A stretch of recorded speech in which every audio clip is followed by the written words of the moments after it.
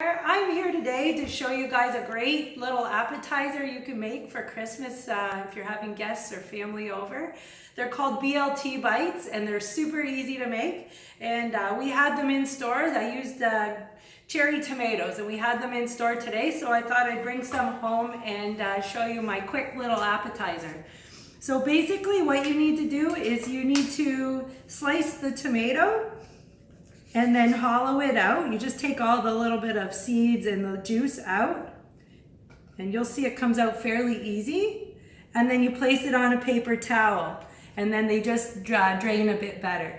I've done that already, so you can see that they turn into like little shells. So they're super cute. Now for the filling, what I use is some mayonnaise. It's a half a cup of mayonnaise, and I'll put the recipe on the post as well. But it's super easy, you just mix it all up. So mayonnaise, Parmesan cheese, 1/3 cup, 3 tablespoons of parsley, 2 tablespoons of green onion, or I use 2 or 3 green onion chopped, and then you put in bacon, however much you'd like. So it's very, very easy. And then you just give it a stir.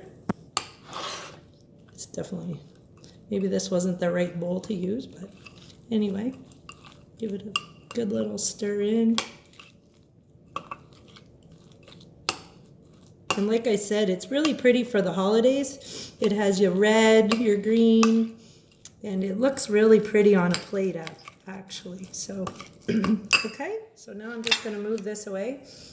I like to use a little spoon when I scoop them into the little tomatoes. I just use like a teaspoon. So then basically all you do from here is you take a little bit of the filling and put it in your tomato. And I like to put it on a pretty plate. I like white plates, looks clean.